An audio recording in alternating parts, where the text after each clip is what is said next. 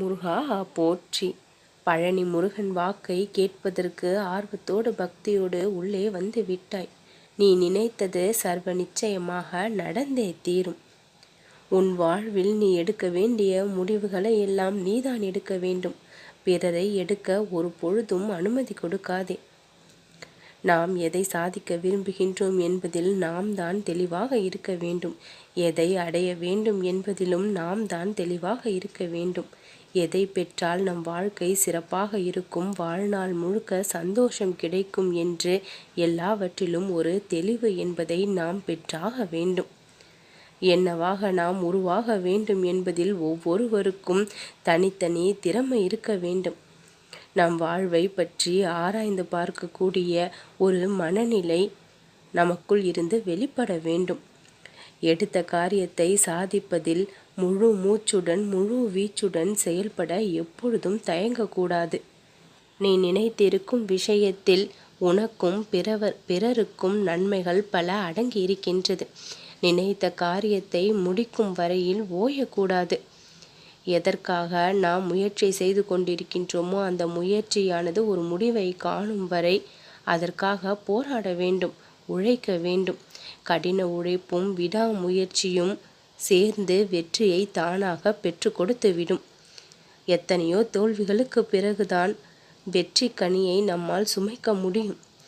துவண்டுவிடக்கூடாது எதை கண்டும். முயற்சி, தீவிரம், சிந்தனை, செயல்பாடு இது போன்ற மந்திரங்கள் எல்லாம் சேர்ந்து அமைந்தால்தான் வெற்றி என்ற ஒன்று கையில் கிடைக்கவும் செய்யும். உன்னத நிலைக்கு வர வேண்டும் என்று விரும்பினால் கனவு கண்டால் மட்டும் போதாது.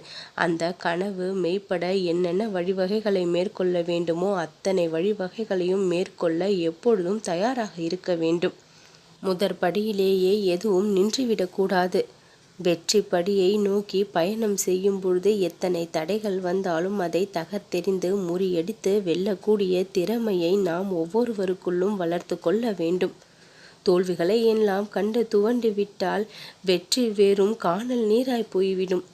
என் அன்பு குழந்தையே, நிலையான முழு ஈடுபாட்டோடு முயல்பவர்களுக்கு வெற்றி என்றும் உறுதியான ஒன்று. பணம் மட்டும் வந்துவிட்டால் மகிழ்ச்சி என்பது தானாக வந்து விடாது.